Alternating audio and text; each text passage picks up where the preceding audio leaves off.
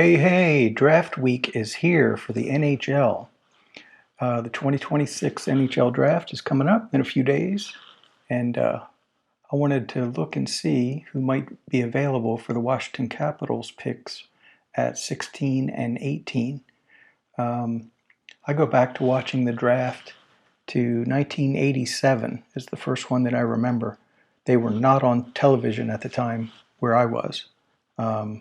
I think it would have been like probably 1993 or something when they started showing the draft on television, maybe 92.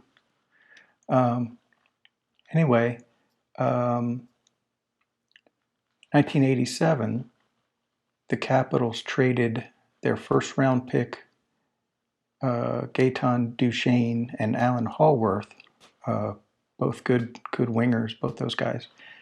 The number one pick turned out to be Joe Sakic. And in return, the Caps got Dale Hunter, legend, love him, and Clint Malarchuk, the goalie. So, man, if David Poile only would have traded the first maybe 2, 3, 4 first round picks in 88, 89, 90, but kept that one. And I believe there were reports that Poile was going to draft Joe Sakic with that pick. That was the player that he liked. Anyway, that happened. So it's a time of year where these teams can replenish their system and add players. So we've got the Capitals down here at 16 and also 18, the next page. I put some thought into the players that these teams would take. Of course, it's, the drafts are always going to get mixed up and nobody's going to get it anywhere near close to right. But these players over here, I've got them in 3 tiers: tier 1, tier 2, tier 3. And let's just go through and see what I came up with. So for Toronto, the first pick, everybody's saying it's Gavin McKenna. So let's go with Gavin McKenna. Pretty much everything I know about these prospects, I've learned from the Elite Prospects Draft Guide and their videos on these players, and some other YouTube videos where I've seen some reviews of players and different things. But the Elite Prospects Draft Guide is the thing I'm relying on most. Gavin McKenna, a winger, looks like he doesn't play a whole lot of defense. Not very big, but he must be amazingly skilled. Now, the thing that I look for with these players is for first round picks, it's like about, I don't know, around 15 or so out of your first rounders, in an average draft, about 15 players will, if you look at these guys over here, about 15 of these guys will play 500 NHL games or more. And then about maybe 5 will play 1,000 games or more. And I try to keep that in mind, like, which ones of these guys are going to play 1,000 games. And of course, I don't know. But looking at their profile, their situation, like their development curve, development arc, their attitude, how badly do they want to be an NHL player that plays 1,000 games or 500 games. So just going through guys quickly, the 500 game guys, Ivan Stenberg seems likely. Caleb Malhotra, I think, has a good shot at that. Malte Gustafsson, Albert Smits, Keaton Verhoff, those 3 guys they appear to have a a good shot if they are as projected. If they continue to get better, they're likely to play 500 games in the NHL. Carson Carroll's I really like. I think there's a little more kind of upside and maybe downside with some of these other players. They're not as much of a sure thing. Chase Reed, again, lots of upside, but you always have to ask if their game is going to translate to the NHL. If you go back and look at other drafts, it's always pretty much the same thing. It's like, really talented kids, and some of them just they don't make it. And you do not want to spend a first-round draft pick on a kid that doesn't play. And then you get into this third tier, and it gets harder. A few of these guys, probably 2 or 3 of these guys, will play 1,000 games in the NHL. But who?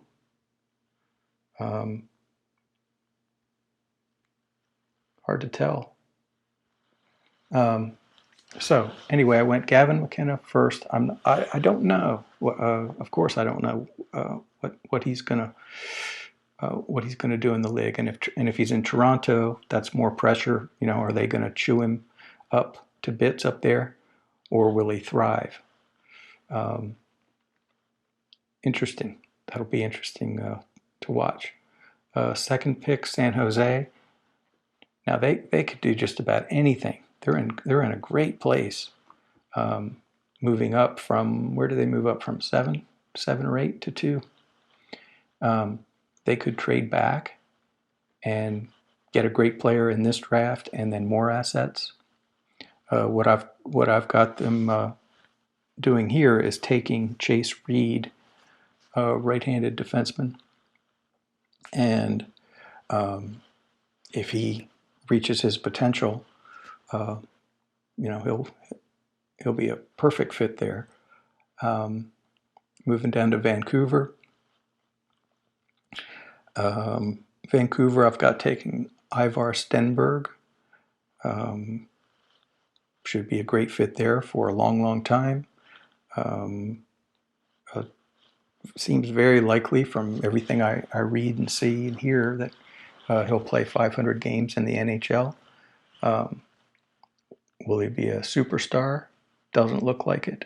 But will he be a better than average winger? Top line, even winger maybe. Second line winger, almost certainly. That plays all over the ice, plays 200 feet up and back and all over. Then you come to Chicago. I have Chicago taking Carson Carles. He looks really good on the tape that I've seen. I haven't seen a lot of it, but man, he looks like, I like how he hits guys. That tells me that he likes to play hockey, that he likes to be out there, and I think he's on a really nice development curve, and I think Chicago could certainly use a player like that. Going to the New York Rangers, number 5. I've got them taking Ethan Belschetz. I've got Belschetz going a little higher than a lot of mock drafts that I've seen recently. Just when it comes right down to it, the kid is 6'5", 220, 230 pounds already. Good skater, good hands. It's it's risky because we've seen players with that kind of profile that they don't quite pan out at the NHL level. But man, if he does, he could be the best player from this whole draft. So I've got him going 5. Calgary at 6. I've got them taking Caleb Malhotra. And I think he's a really strong candidate for 500 plus games. From everything that I've seen, He's just a solid player all around. I remember his dad playing, and I guess you're hoping for a second line center in Calgary for Malhotra. Um, and he, if it works out, he's a fixture there for a long time. Number 7, Seattle. I've got them taking Keaton Verhoff. Big guy, right-handed shot, defenseman. And I think he needs to work on his skating, from what I understand. Again, is there some risk there? Yes. Lots of upside, though. If he reaches his potential, he's one of those guys. He could be 1,000 gamer. And I think he's got a good shot. I think he's got some offensive potential. And with him, I'd be interested. I have no idea about this. I'd be interested to find out about kind of his attitude toward hockey. Like, how badly does he want it? Because if he's one of these guys that really wants to reach his potential, then again, I think he can be one of the best players to come out of this draft.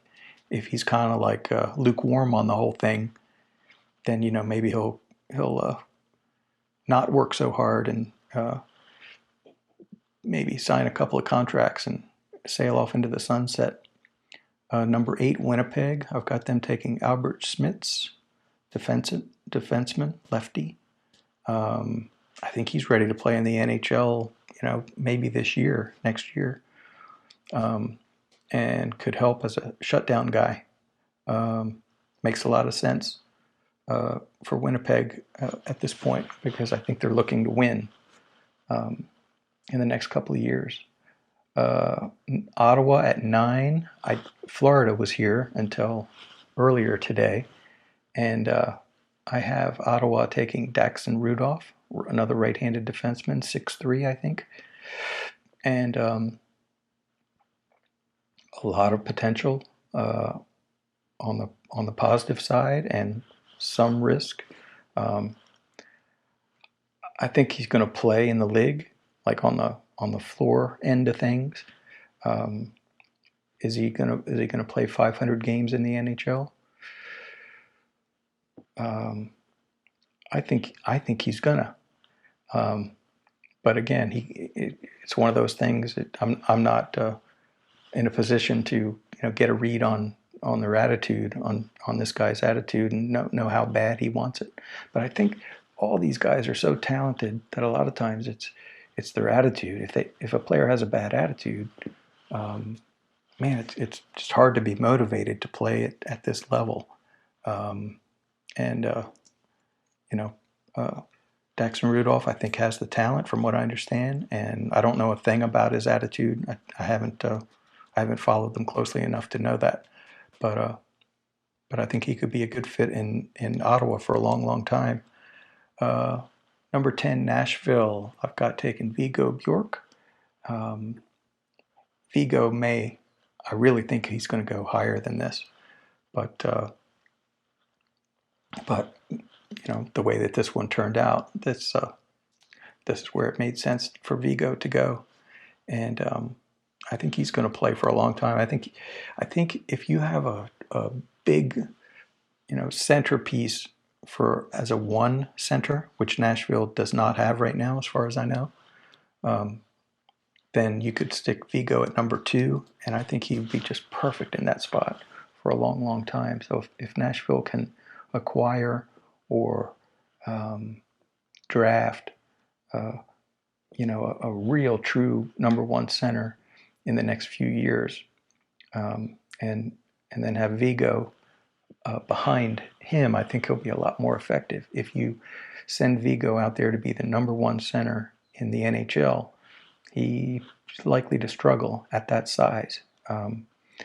So to put him in the best position for success, I think he's going to need some help. And so Nashville has a new GM there, and I think he could be a fit there. St. Louis at number 11. I've got taking Malte Gustafsson, lefty defenseman from Sweden, big tall guy, 6'4", a defensive stalwart guy, not an offensive player. I don't think there's much in the way of offense there at all, but a guy who I think is a good skater and who, is really solid on the defensive side of things. And I've heard a lot of people say that they expect him to go top 10. So I've got him going to St. Louis at 11. New Jersey at number 12, I have taking Wyatt Cullen. Wyatt Cullen has grown, I think, about 5 inches in the last year, which is amazing. And he supposedly has a lot of offensive potential, a lot of skill, good skater, and he's gone up. He's gone up a lot of draft boards, evidently, in the last 3-4 months. So that's my top 12, and I think that's all these guys from Tier 1 and Tier 2. I think they've all been taken. And from a Washington Capitals perspective, Washington picks at 16 and then again at 18 on the next page. I'm almost certain that all these guys from Tier 1 and Tier 2 are going to be gone. So these are the players, Tier 3 players, to pick from. It's going to be 2 of these guys for the Capitals, almost certainly. So for the Islanders at 13, I have them taking Ryan Lynn, a defenseman. From what I understand, he's good at everything. Right-handed defenseman. He's one of those guys who just plays the game well in every aspect. Doesn't have top skills at anything. Not a flashy player, but a smart player who's good at all aspects of the game. Kind of an all-arounder. Not very big, and so some people really like him. Some people I've seen his name in the 20s sometimes. So I've got him going to the Islanders. Columbus, I've got taking Alexander Command, a Swedish center. He's also been moving up draft lists. He is, from everything I hear, very competitive, skilled, but not like a top-line skill center. He's a center. I'm thinking that he projects something along the lines you hope of Lars Eller, kind of like a Lars Eller kind of player if he has that kind of career. Now, Lars Eller, I haven't checked. I'm guessing he's got to be close to 1,000 games played in the NHL, or maybe more. So, if Command has that kind of a career, then I think you're pretty happy if you're taking him at 14 in this draft. At 15, St. Louis again. I have them taking Adam Novotny, a Czech winger. I've heard a lot of good things about him.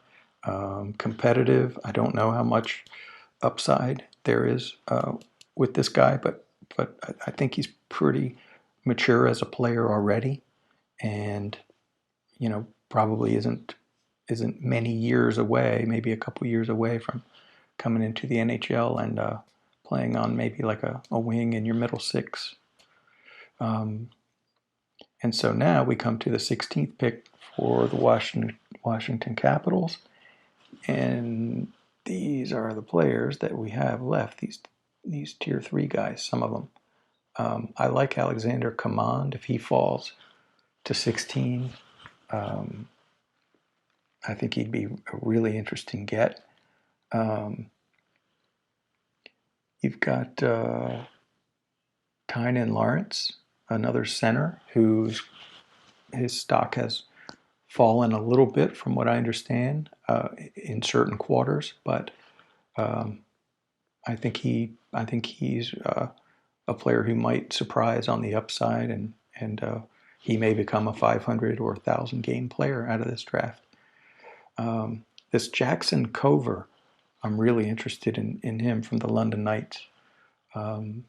I think he has a lot of potential. He's a winger, a lot of athleticism. I think he has a ways to go. I think he's kind of an unknown, really, what his career is going to be like. Harder to project. Maxim Sokolovsky, I really like. I really like the idea of a 6'7", 240-pound giant who likes to be physical, who likes to hit guys. And I think the Capitals are going to need, you can't have enough of that, and they need more of that. And with Florida Panthers just picked up Brady Tkachuk from the Ottawa Senators, and that's not going to make the East, that's not going to make the playoffs any easier to get through them. So I have Washington at 16 taking Elton Hermansson, a Swedish winger.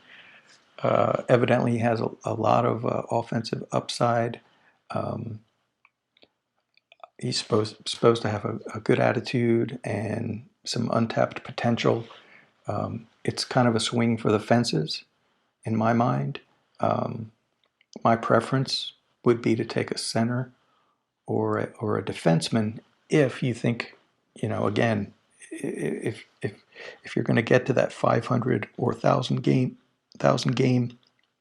level, it just, when you have a center that does that or a defenseman that does that, you've just got, generally speaking, there are exceptions, but you've got somebody who's just a rock for your team.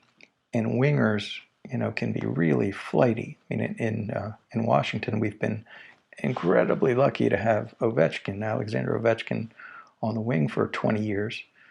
And, he scores, he hits every single game. He contributed either crushing somebody or scoring, or usually both. And then he was also, he has been a great guy on the bench, great attitude to get the other guys going. So, but there aren't many wingers. There aren't any wingers. Zero. There are no wingers like Alexander Ovechkin. You're not going to see the likes of him again. And a lot of wingers kind of don't reach their potential. We drafted Jacob Vrana, and he helped him. He helped him in the Stanley Cup run. He scored a big goal in one of those games, but he didn't really reach his potential. And Burakovsky, good player. I think he's reached 500 games. I think good player.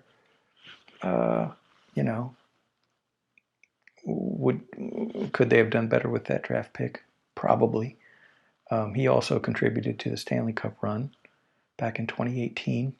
But wingers can be, I don't know, man. You got to be a really good winger if you're going to get drafted this high.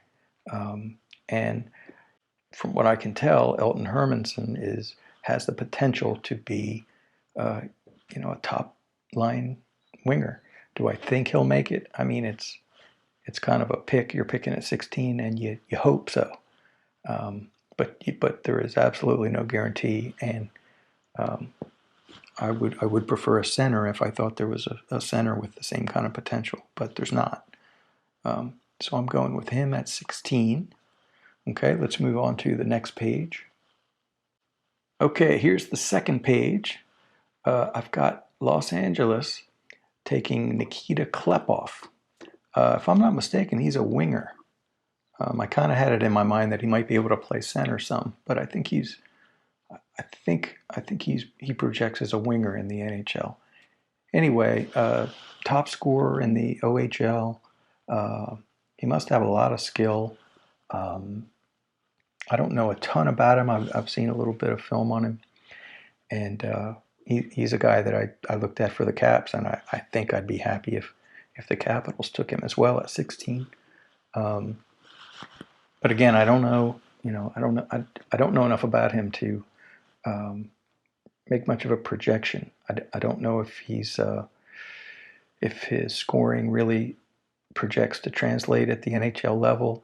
I don't know how much defense he plays.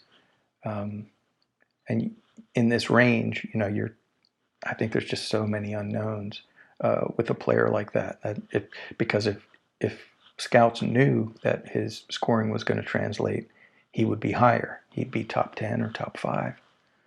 Now we're back to the Caps at number 18. And you've got guys over here in the third tier. You have Xavier Villeneuve, Tynan Lawrence. Seems like a guy the Caps could take. Maddox Dejanay. Oscar Hemming, interesting player.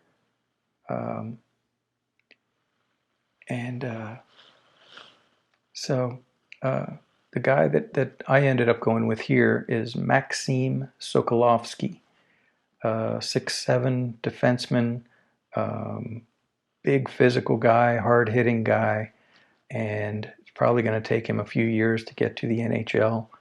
But man, I just love players like that, players who hit and players who make it harder for the other team. That's always the thing, is your team has to be hard to play against. When the Caps used to go into Philadelphia back in the 80s, you knew it was just going to be a war every time, and it makes for exciting hockey, but it also translates as wins and points. You win a lot of games because you're hard to play against.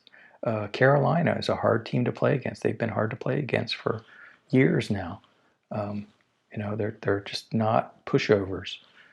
So Sokolovsky, if he reaches his potential, he's the kind of player that nobody's going to trade you a player like that.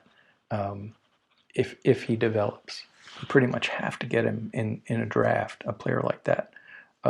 Tom Wilson. Once you see what a player like Tom Wilson's going to become, you're never going to trade a player away like that. Why would you? You'd be nuts. He just brings too much to the team.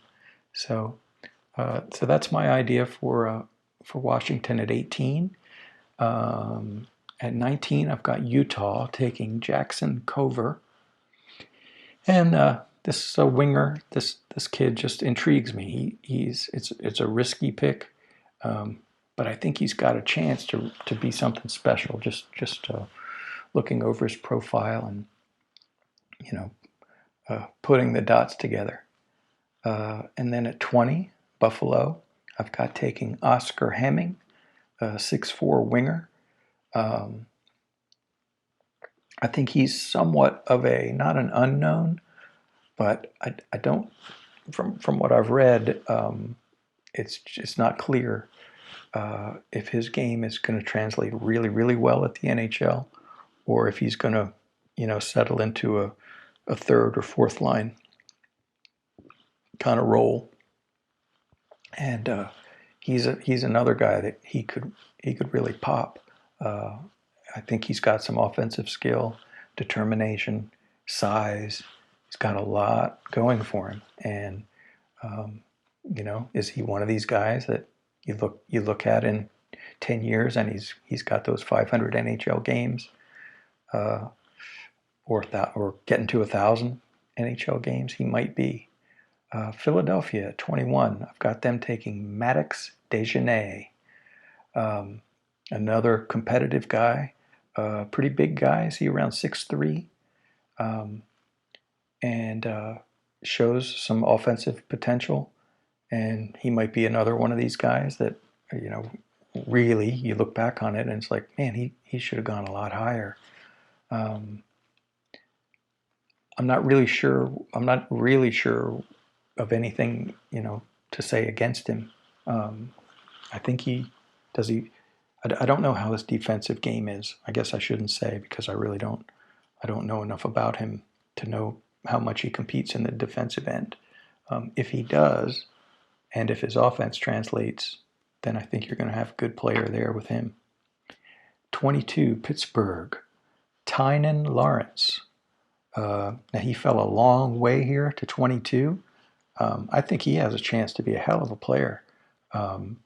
Like the 500 NHL games level, I can totally see that as a 2C, and he might even have the potential to be a really good 2C, maybe even a 1C, on the bottom end of a 1C if he really reaches his potential. I think he was hurt by the end of the year at college. I think he didn't show as much at college. He may have had some injury issues. So he's an interesting case because he may really pop, and every year it seems like somebody puts it together, and they end up getting drafted way too low. So he's a candidate for that. At 23, you got Boston, and I've got them taking Tommy Blyle, right shot defenseman, not that big, but not that small. I think he has a lot of offensive potential, a lot of offensive skill, and the defensive side of things, I think are where the question marks are. I think some people think he could be, a power play quarterback in the NHL, and if he reaches his potential, if he can play defense well enough, he'll stick. At 24, I've got Vancouver taking J.P. Hurlburt. I think he has a lot of offensive skill, a winger. I don't know a ton about him. These guys toward the end of the first round, I don't know a lot about them. But I've heard that this guy has some offensive upside, like serious offensive upside. And again, it's risky. It's risky if you take a player like this at 8 overall because you really don't know if you're going to get 500 games out of him. But if he pops, then you end up with something special. At 25, Ottawa, another draft pick. Ottawa just picked up. I have them taking Xavier Villeneuve, a defenseman. Again, lots and lots of offensive upside. If he plays in the NHL, I think he's got to be a quarterback on your power play defenseman. And I guess question marks are, again, he's not that big, and scouts must not, be assured that his defensive play will be good enough at the NHL level for him to reach that 500 game mark. But if he pops, is he sort of like a Lane Hudson or Cole Hudson? We shall see. At 26, the Rangers, I have them taking Matthias Preston, another winger, I believe, with a lot of offensive skills. Risky, again, because it's not clear that his offense is going to translate enough at the NHL level to make him a sure thing for a 500 NHL game career. But if he does reach his potential, he'll be one of those guys that you look back on like, man, could have taken him in at 12 or whatever. At 27, I have San Jose taking Yegor Shilov. Is he a winger or a center? I can't remember. He's a forward, and evidently he has tons and tons of skill. More skill than a lot of these recent forwards that I have on the board here, and I think even more risky. At least that's the idea. Is that there's something about his game, or there are question marks about his defensive game, maybe, or maybe even his offensive game. That he's less of a sure thing to play a significant number of games in the league. But if he pops, he may end up being one of the best forwards from this draft. 28, Montreal. I looked at a bunch of guys from Montreal, and the guy I settled on is Gleb Pugachev. Evidently, I watched some film of him, and he's like a cannonball. He's just crushing guys along the boards. I saw some really, really impressive hits, open ice hits. And I think that would be attractive to Montreal with the makeup of their team. I don't know how much offensive upside this guy has, but he's a competitor, judging from what I've read and from those hits. At 29, St. Louis is back with another pick. I've got them taking Ilya Morozov. And he'll probably go higher than this pick. I think he has a lot going for him. I don't know how much upside he has. I think there must be question marks about just on what line he'll play in the NHL. But I think he's going to play in the NHL. I think scouts believe he's going to play in the NHL. It's just, do you have a third or fourth line guy, or can he make it, up to a higher line? I think he's probably a good bet to play 500 games in the NHL. But at what level? How much offense are you going to get out of the guy? Maybe you get a lot. But if you don't, do you want to spend a first-round pick, taking a chance on somebody that might really hit it big and be a 1,000-gamer with a lot of offense? At 30, Calgary's back, and I've got them taking a defenseman, Alexander Bilecki. Just from what I read, he projects as a solid NHL contributor. Looks like a guy who I think fairly likely to reach that 500 game mark. Probably in a bottom 4 role, and makes a lot of sense. Looking at the list, that pick made a lot of sense for me. 31, I've got Carolina taking Liam Ruck. Liam Ruck and his twin brother have been all over draft boards and could go much higher than this. And I've heard that the Rucks could fall down into the second round. I think Ruck has tons of offensive potential. I mean, clearly, in the dub, he has scored, like crazy. He and his brother have no trouble scoring at that level. The question is, will it translate to the NHL? If so, you've got something special. And then back to Ottawa again at 32. I've got Ottawa taking Oliver Savanto. I believe he's a center or a winger, and everybody raves about this guy's competitiveness. I think he'll probably go higher than 32. Just the way things fell here, he was still there at 32, so I couldn't have Ottawa pass on him with that pick. I think he's going to play 500 games. I think he's one of the most likely players on the whole, out of the whole list to play 500 games. He must not have tons of offensive, at least certainty.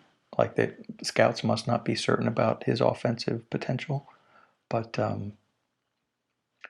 he's going to play. I mean, he evidently has a lot of details, a lot of defensive awareness, and just awareness of where to be on the ice. And it looks like he's going to play.